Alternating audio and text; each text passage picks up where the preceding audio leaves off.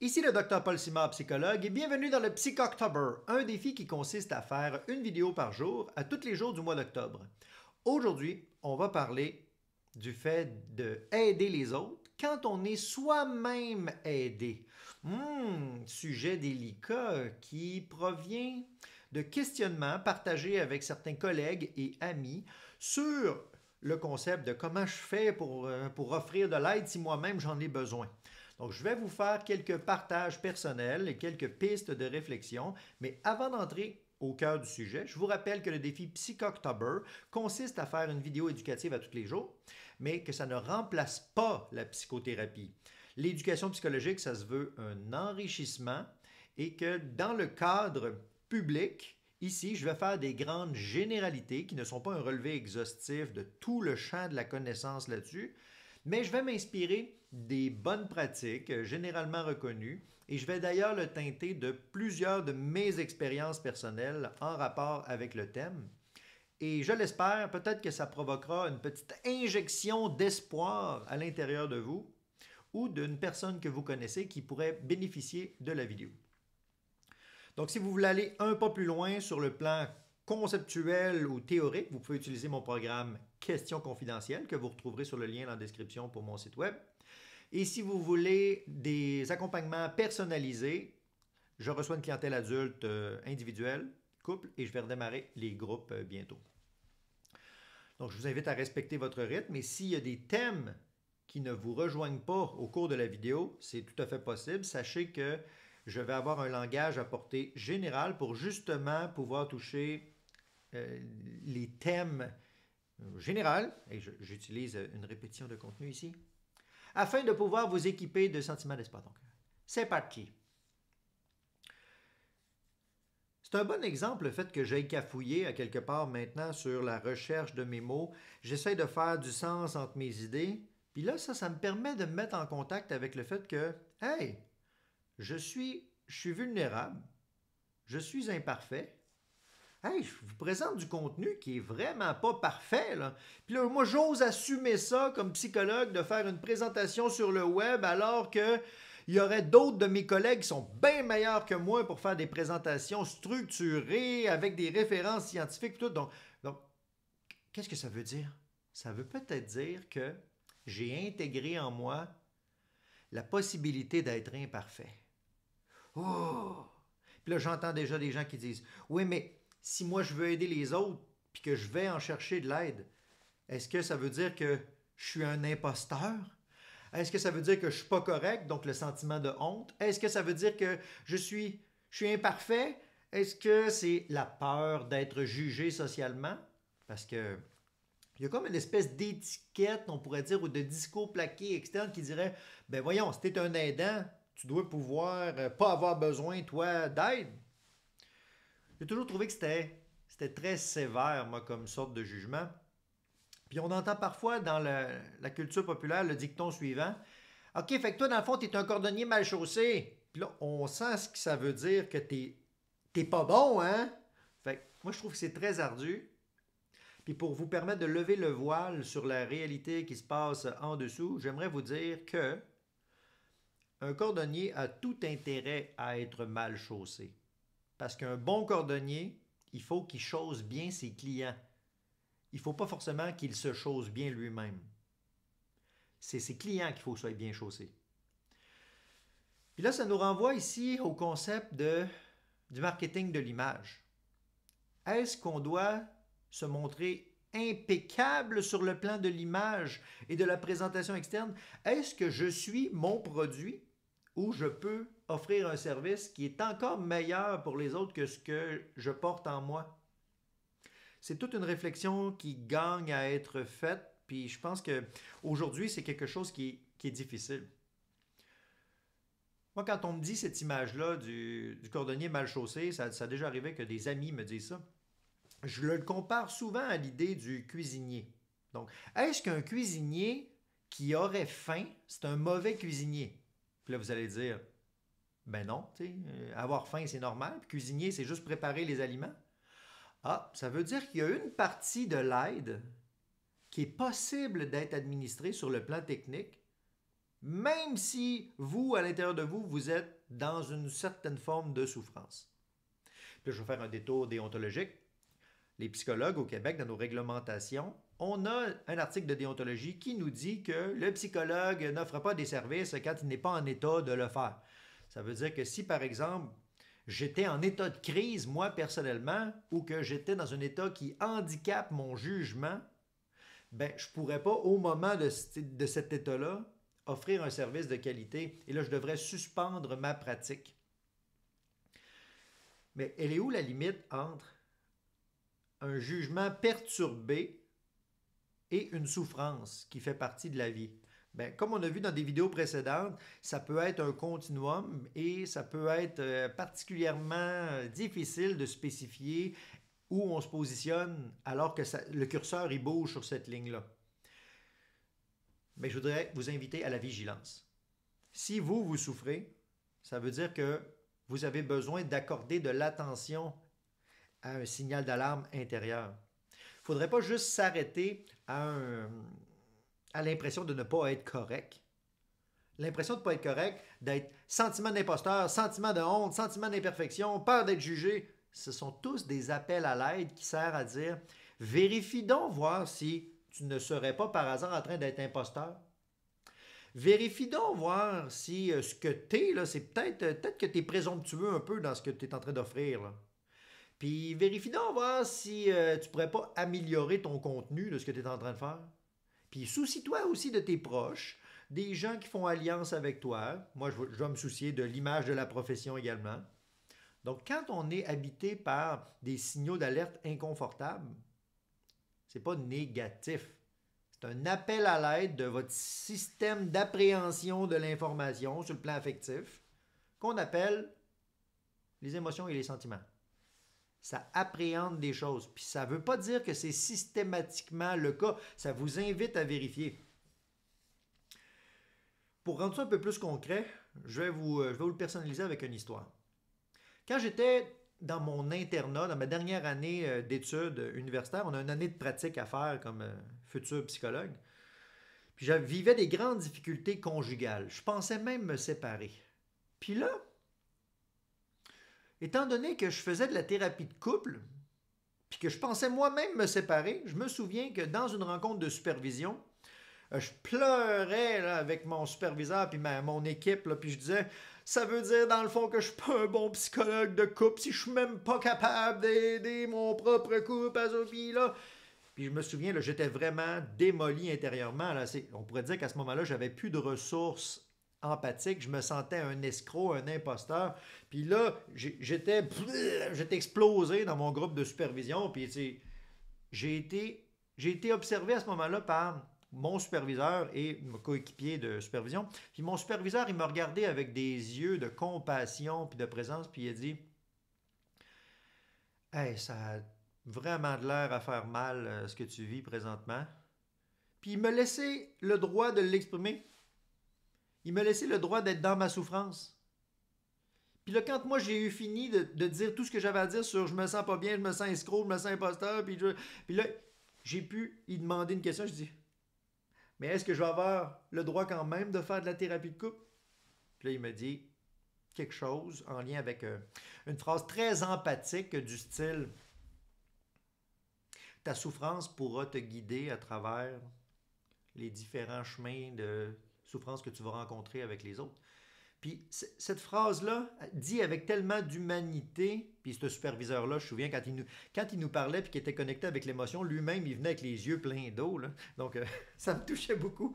Fait que là, à ce moment-là, j'ai pu, à travers son regard empathique, donner le droit d'exister à ma souffrance. Puis là, c'est en retrouvant un peu de ressources intérieures, de discernement, que j'ai pu me dire que, OK, je peux continuer d'exercer mes compétences et mes connaissances avec autant de jugement, même si dans ma vie personnelle, j'ai des difficultés, parce que... Ah oui, là, il avait ajouté, il m'avait dit une phrase du genre, « Tu sais, Paul, pour qu'un couple fonctionne, il faut que les deux personnes travaillent dans la même direction. » Puis là, je m'étais dit, « Oh! » Ça m'avait bien gros surpris, cette affaire-là. OK, fait que j'étais pas le seul responsable de mon couple. J'étais à moitié responsable. Mais j'avais ma part de responsabilité dans la difficulté. Mais vu que ma partenaire aussi avait ses enjeux, peut-être qu'on n'était plus rendu à la même place dans nos affaires, puis c'est le fait qu'on n'était plus rendu à la même place qui était une espèce d'amorce de crise dans la relation. Et moi, je prenais ça personnel. Je pensais que c'était moi qui étais responsable de tout.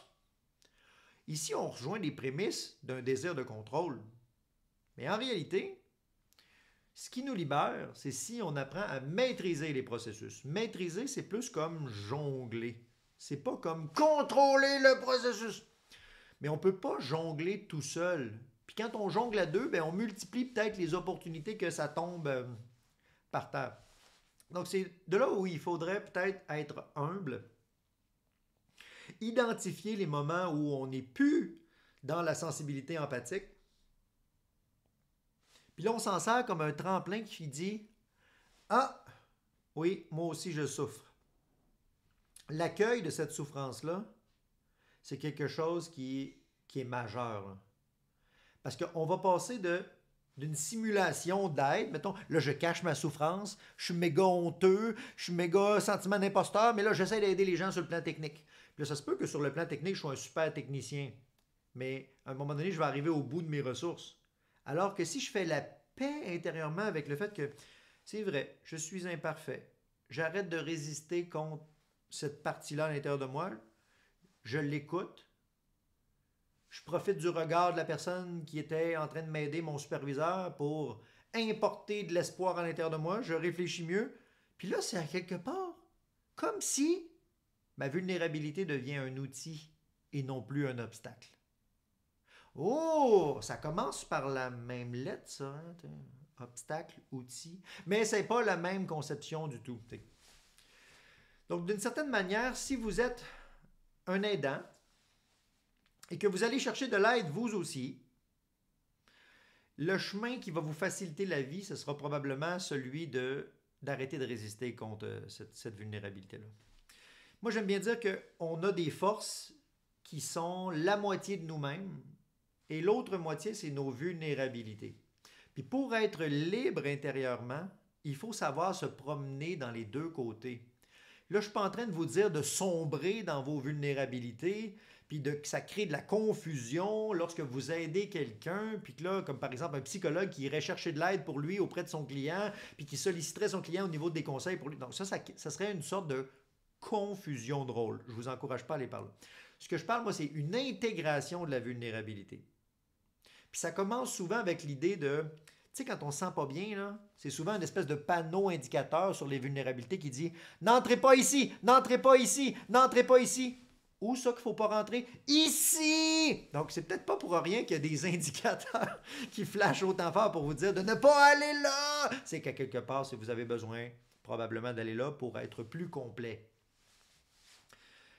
Donc, c'est quoi ça concrètement? Le fait de se laisser être vulnérable sans sombrer dans la vulnérabilité totale, d'être démoli, la confusion de rôle. Se laisser toucher par sa vulnérabilité, c'est peut-être justement déposer le fardeau. On pourrait l'illustrer avec le concept d'humilité. L'humilité, c'est de dire « Ah, c'est pesant mon sac, c'est pesant. T'as peu. Ah! » Là, je dépose mon sac de briques. Puis là, je me fais un petit massage de dos. En toute humilité, j'ai déposé le fardeau. Puis là, en examinant le sac, je peux réaliser que, hey, c'est pas à moi ces briques-là. Puis, hey, je pourrais faire 3 petits voyages plutôt que juste un. Puis je pourrais peut-être demander de l'aide à une personne qui est là pour pouvoir porter mon sac jusqu'à la fin. Donc, l'humilité permet de faire une révision, se réguler, d'être beaucoup mieux ajusté. Puis ici, on a la porte de la maîtrise de soi grâce à l'humilité. Mais il y a un autre mot qui ressemble, si vous résistez, on appelle ça l'humiliation. Fait que, mettons, je reprends mon sac, puis là, je suis fort, je veux aider les gens, puis là, je veux pas que les gens sachent que j'ai mal. Puis là, maintenant, j'arrive plus à avancer. Puis là, maintenant, on entend un petit bruit, crac, poum, là, je tombe au sol. C'était quoi le petit bruit crac? C'est ma colonne vertébrale qui a brisé, poum, là, je tombe au sol. Fait que ça, c'est être humilié, brisé par la vie. Fait qu'il n'y a même plus de possibilité d'être capable de reporter un sac à nouveau. Ça se trouve à être ma vie qui est compromise, qui est brisée. Ça se ressemble, hein? Humilité, humiliation. Dans les deux cas, ça se ramasse au sol. Mais est-ce que c'est la vie qui va vous briser pour vous envoyer au sol? Ou c'est vous qui allez écouter les signaux d'alarme de j'ai mal dans le dos, attends un petit peu, puis là on dépose le fardeau. Mais quand on aide les gens et qu'on est aidé soi-même, moi je le verrais comme étant une démonstration d'humilité. Je le verrais comme étant une possibilité de faire un meilleur tri sur le sac de briques. Je le vois aussi comme un investissement de santé sur le long terme et non pas seulement comme un spectacle de santé. Il y a des gens qui vont faire seulement des techniques, puis ça va être en apparence qui vont être des excellents aidants. Mais pour toucher le cœur de l'intégrité, pour travailler des blessures émotionnelles, pour entrer dans ce qui est sensible à l'intérieur de l'être humain, moi je pense qu'on ne peut pas vraiment aller dans cette zone-là avec les autres si on n'y va pas d'abord en soi. Puis le fait d'être capable d'aller à l'intérieur de soi dans sa zone de vulnérabilité jusqu'au point de dire, ben moi aussi j'ai besoin d'aide. Puis ce n'est pas parce que je suis un mauvais aidant, c'est une démonstration d'équilibre puis de puissance, je pense. Mais pas puissance dans le sens juste force, puissance dans le sens globalité, une présence qui est libre. L'accueil de soi, c'est une grande porte de la libération. Puis on est tous tentés d'une certaine manière de passer par l'étape de la résistance. Hein? Parce que quand on résiste contre les tensions, ça nous permet d'aller chercher un avantage secondaire, comme par exemple, ben là, ça a de l'air correct. Ah ben regarde, les autres sont contents. Ah ben regarde, c'est payant. Ah ben, regarde, c'est pas si pire. Mais tout ça, ces avantages secondaires-là, nous permettent d'atteindre parfois certains objectifs pressants, urgents, mais si on le fait de manière chronique, le risque, c'est qu'on vire en épuisement, dépression, qu'on crash, dans le fond, à l'intérieur de soi. Moi, dans le début de ma pratique comme psy, je dépassais mes limites. Je travaillais beaucoup trop. Je prenais pas soin de mon sommeil. J'avais des conflits relationnels. J'étais pas bien à l'intérieur de moi. J'étais dépendant aux jeux vidéo, même, à l'époque. Puis c'est quand j'ai commencé à me dire, ouais, je voudrais dépasser mes propres limites que j'ai quand j'aide les gens. Je voudrais moi-même apporter à l'intérieur de moi quelque chose de plus profond au niveau de l'aide. Puis c'est ça qui m'a donné comme début de piste de dire, ben là, vas-y consulter. Là. Va essayer d'aller chercher quelque chose auprès de quelqu'un qui est une sorte d'aide, qui n'est pas seulement des concepts mentaux ou techniques. Va descendre en profondeur. En dessous des mécanismes de défense, là, il y a quelque chose qui est très, très, très sensible, qu'on pourrait dire, qu'on pourrait qualifier de l'intégrité.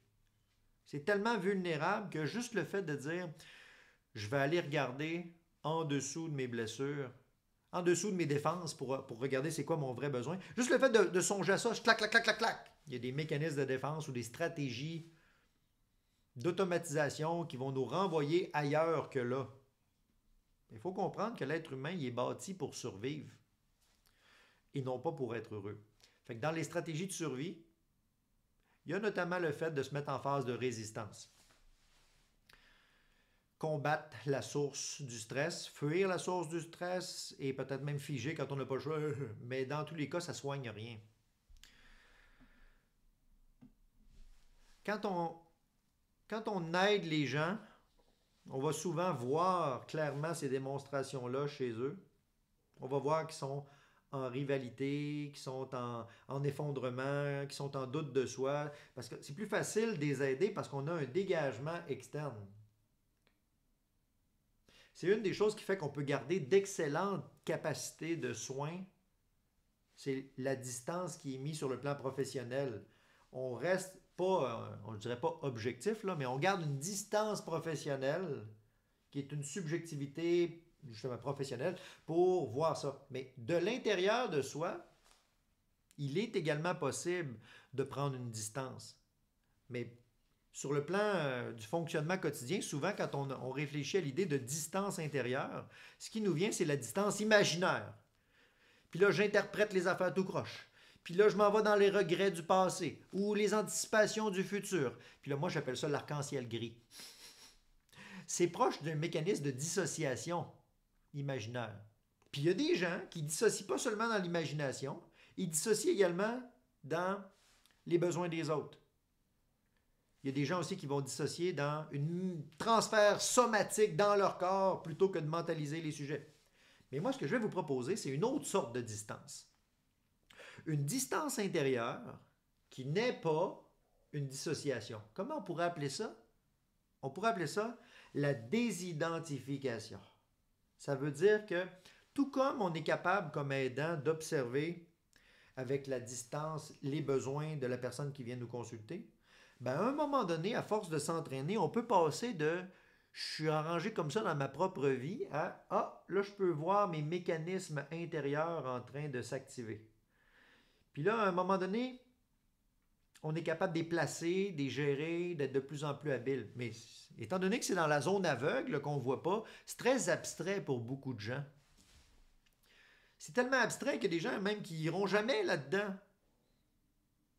Mais je vais vous dire un petit truc. Quand on apprend à le faire, qu'on plonge à l'intérieur de soi, qu'on fait de la désidentification, c'est-à-dire reconnaître que les événements qui arrivent dans ma vie, ce ne sont pas moi, ce sont des événements qui arrivent. Prenons l'exemple, quand j'ai une émotion de colère, c'est pas moi qui est en colère, je suis traversé par une colère. Ah, mais c'est ça que je voulais dire. Ça, je comprends bien. Mais juste le fait de prendre une diffusion de perspective, ça laisse peut-être l'opportunité à la colère de passer.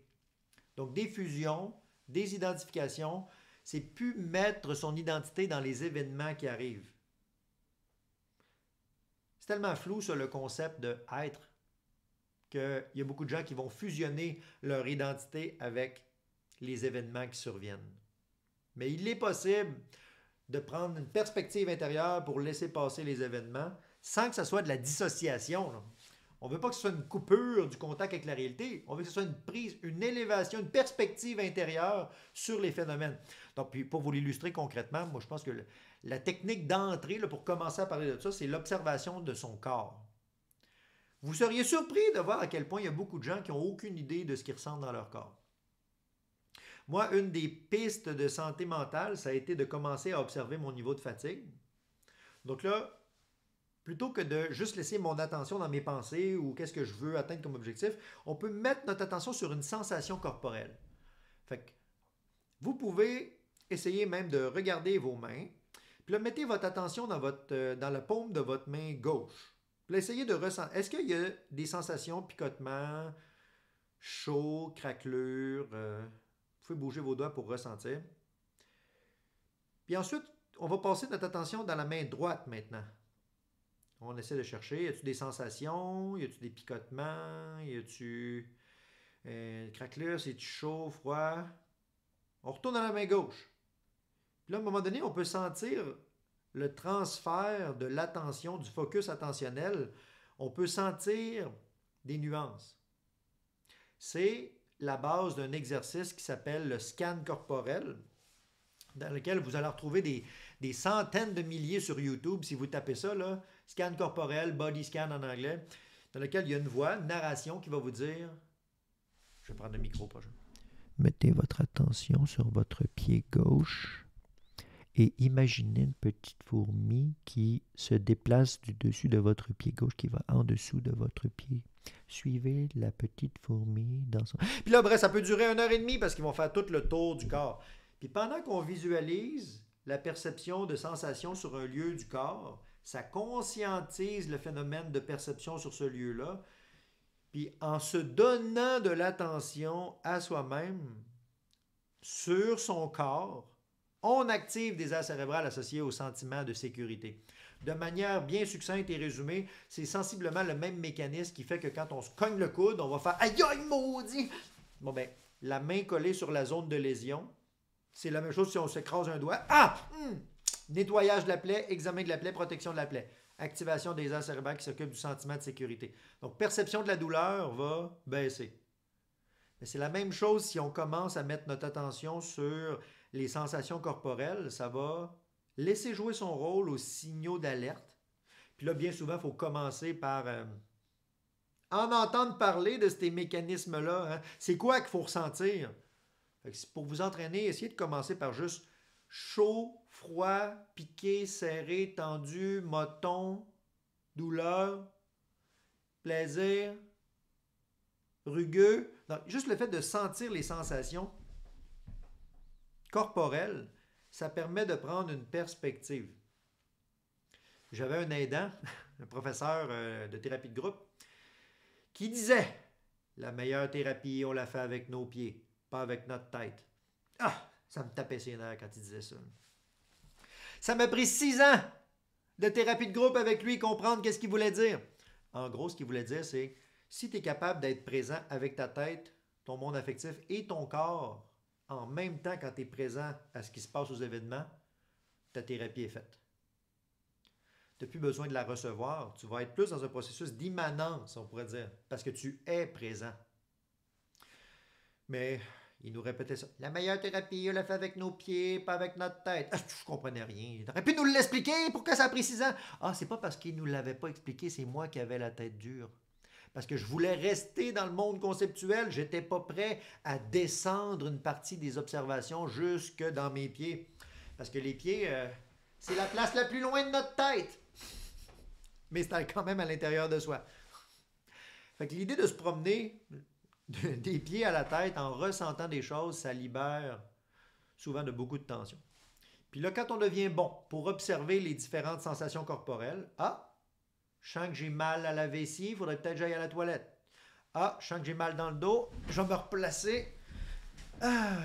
OK, je sens que j'ai un petit peu, ça me piquait dans le nez, c'est beau, c'est réglé.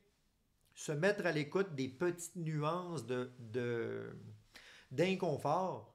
C'est un petit peu comme si on avait des tensions qu'on ne savait pas qu'on avait, qui nous dérangeaient. Là.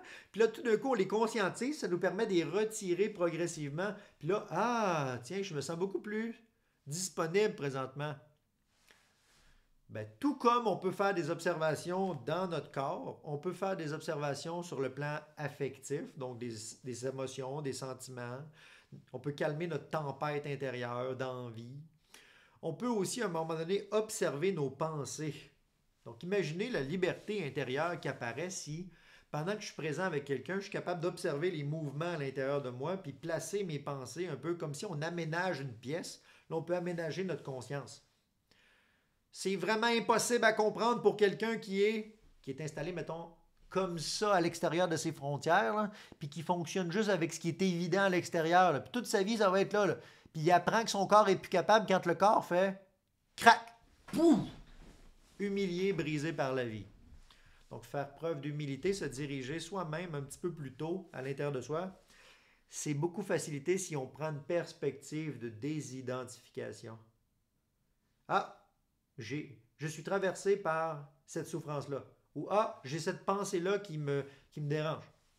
Et moi, ça m'arrive parfois en consultation de me dire là, j'observe que j'écoute la personne, mais je suis préoccupé par la discussion que j'ai eue avec un de mes amis. Fait que je fais comme prendre la pensée, puis je la mets ici. Ou je tourne mon pad, puis j'écris le sujet, clac, puis là, je retourne à l'écoute du patient qui est là avec moi.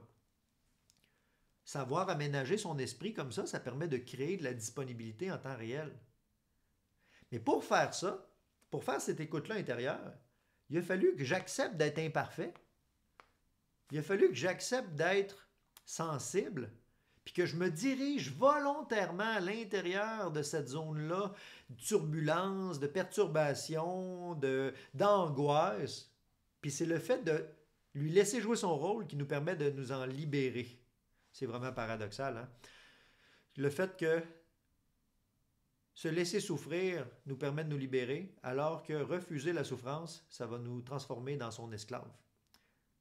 Comme l'affaire de l'humiliation, là. Je traîne la brique, là, je refuse la souffrance. Non, j'ai pas mal, crac, pouf! C'est très romantisé, ça, hein, le fait d'endurer la douleur, puis t'as pas mal, dépasse tes limites. Ça fait Rocky 1, d'ailleurs, tu sais, puis toute la série Rocky, là. Le fait de se primer puis de dépasser. T'as pas mal, t'as pas mal! Bien que ce soit vrai, c'est vrai que si tu refuses la douleur, tu es en phase de résistance, tu vas peut-être développer une plus grande force temporaire pour atteindre un but supérieur que tu n'atteindrais pas normalement. Gardez à l'esprit que, comme dans l'histoire de Rocky, ce n'est pas à l'année longue qu'il garde sa shape de super athlète. C'est juste dans les quelques semaines précédant le priming du combat qui va mettre le paquet. Ben, quelques semaines ou mois. Je ne suis pas un expert sur le sujet de l'entraînement physique. Ben, c'est la même chose sur le plan psychologique. Si vous aidez des gens, peu importe la profession que vous faites, peu importe si c'est sur le plan amical ou sur le plan familial, si vous aidez des gens, puis que vous aussi vous allez chercher de l'aide, moi je vous invite à arrêter de résister, puis à faire de cette recherche-là d'aide intérieure une opportunité de résilience, de rebondissement. Grâce à l'humilité, on dépose au sol, puis ça va comme faire un effet trampoline. Vous allez pouvoir recatapulter peut-être les choses encore plus loin qu'avant. L'humilité, c'est une expérience qui libère.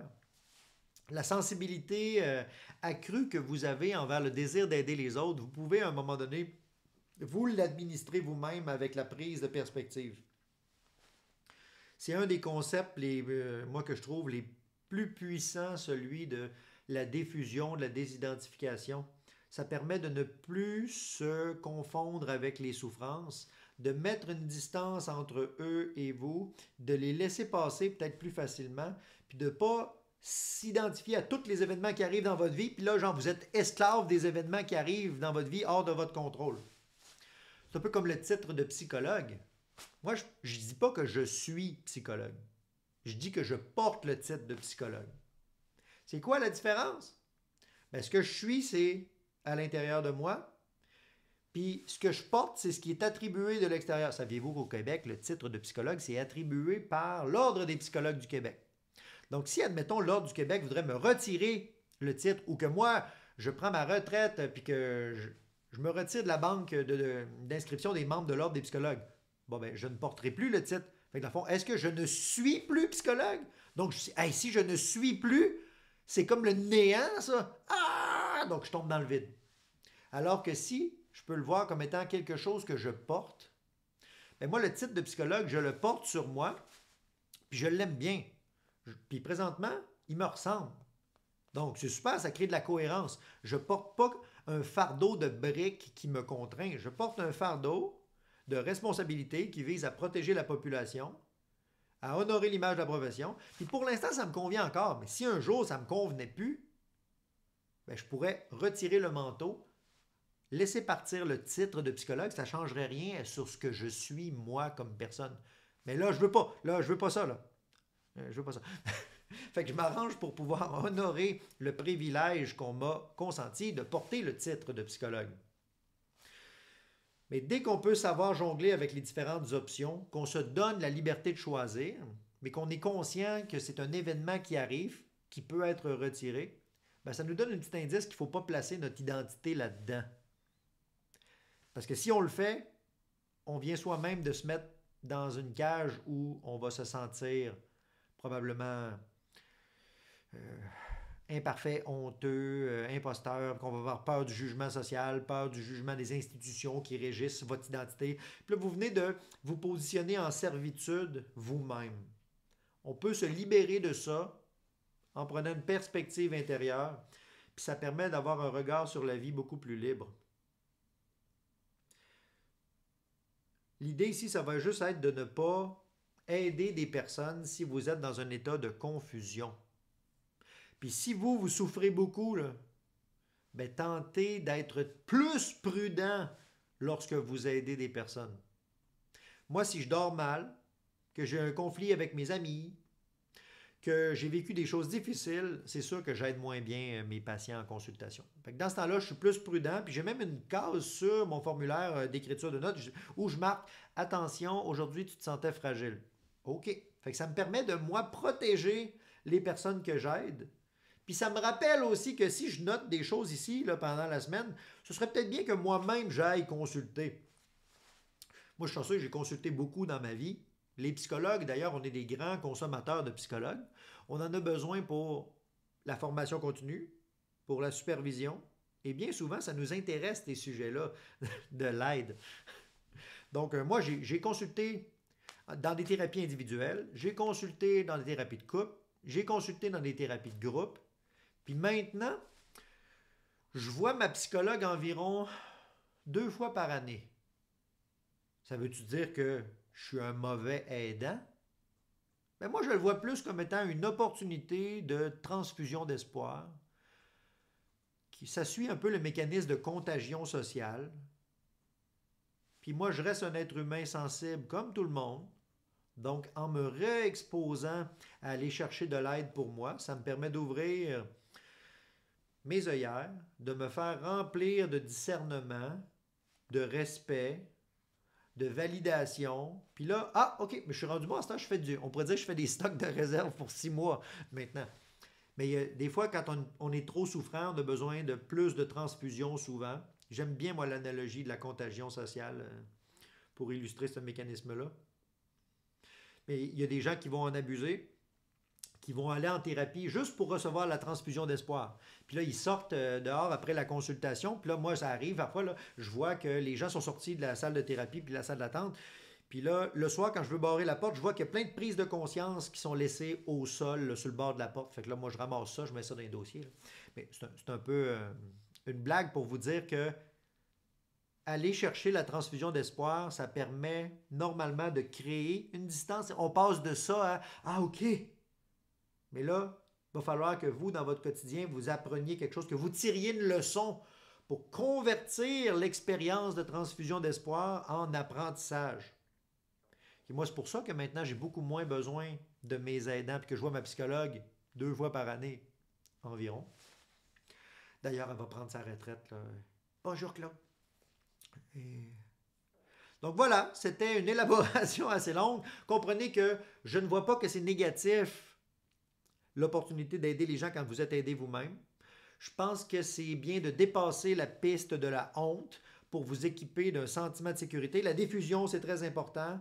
Et garder espoir sur l'idée que on peut quand même aider quelqu'un quand on souffre soi-même. Il ne faut juste pas que cette souffrance-là vous aveugle complètement. Là, le risque de préjudice pour la population devient quand même assez grand. Donc, soyez prudents. Sur ces sages paroles, en tout cas, je l'espère à tout le moins, c'était le Dr Paul Simard, psychologue.